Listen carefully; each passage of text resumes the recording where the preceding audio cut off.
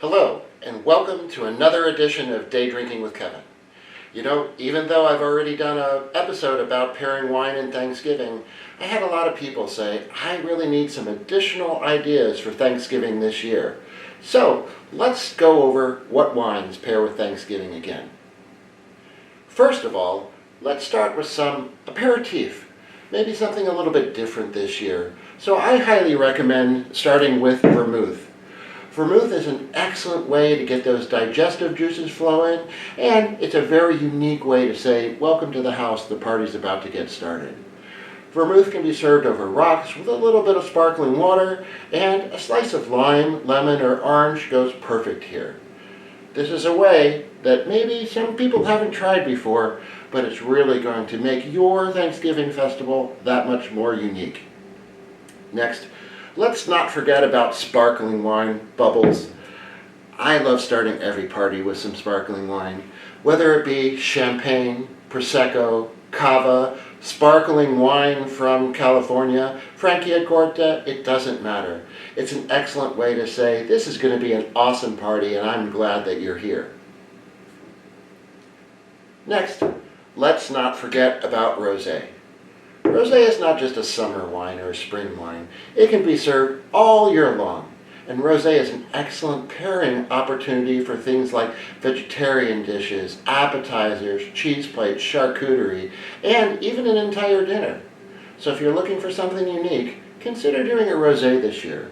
The rosé could be out of Grenache, say from the southern part of France. It could be a Pinot Noir rosé, or it could be a rosé from a variety of other different grapes. So, consider rosé and I think you'll be very happy. Now, there's no question that the OG wines for Thanksgiving are Chardonnay and Pinot Noir. These are the wines that everybody serves, and quite honestly, they pair incredibly well with Thanksgiving food. Let's talk a little bit about Chardonnay. You know, you've heard me say before that Chardonnay is like running into any room downtown in Washington, D.C. and yelling Democrat or Republican. Half the people are probably not going to like you. And what I mean by that is Chardonnay comes in two distinctly different types of Chardonnay.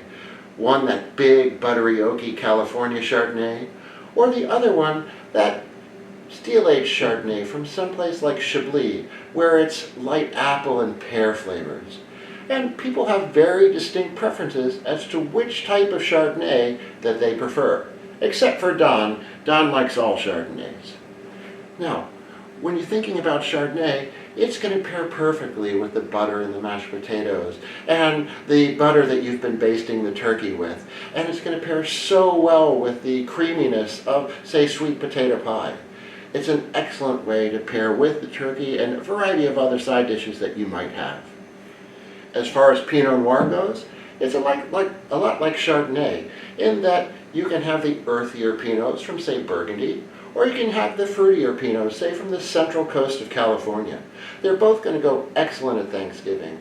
Me personally, I prefer either a Pinot from the Willamette Valley or from Burgundy, but don't sleep on some Pinots from other places, say Central Otago from New Zealand, or even Patagonia from Argentina. These are like the Swiss Army knife of wines. They go so well with the stuffing and the turkey, especially if you have a smoked turkey or a fried turkey. It also goes really well with the cranberry sauce. And if you have a spiral sliced ham, the Pinot Noir is going to go incredibly well with that. Next, let's talk about some interesting whites you might want to serve at Thanksgiving instead of Chardonnay. I prefer Chenin Blanc. Now, of course, Chenin Blanc's home city is Vouvray in the Loire Valley. You also have places like Sommelier. They make a crisp, acidic Chenin Blanc that has a little bit of minerality to it that I think goes perfect with Thanksgiving. But don't sleep on Chenin Blancs from South Africa either. You may actually find them called Steen there locally, and they are incredible. So if you're looking for something as an alternative to Chardonnay, consider Chenin Blanc, and I think you're going to really, really enjoy it this year. And finally, you know, when we have people over to the house, we do a baked turkey, a fried turkey, and a smoked turkey. And by far, the one I like the best is the smoked turkey. And if you're looking for something different this year, consider a GSM blend. GSM stands for Grenache, Syrah, and Mourvedre. But in my world, GSM stands for grilled and smoked meats. Anything that you grill or smoke this holiday season, consider a GSM blend, whether that be like a Chateauneuf du Pape or something from the Southern Rhone Valley, or this Secret Squirrel from the Columbia Valley. You're going to get the smokiness and a little bit of the pepperiness from these wines to go perfect with both smoked turkeys, brisket, braised short ribs, or beef tenderloin. So there you have it. Those are interesting wines I have this year for Thanksgiving. I want to tell you that I'm very thankful for all of our subscribers to Day Drinking with Kevin, and this week we're going to pass 5,000 subscribers, and I'm deeply thankful for each of you. And if you haven't subscribed yet, click the subscribe button now. And if you have ideas for future episodes, leave a comment down below, and I'll be happy to make that episode for you.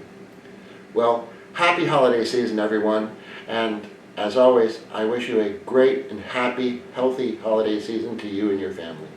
Until next time, this is Kevin McGuire saying, salute.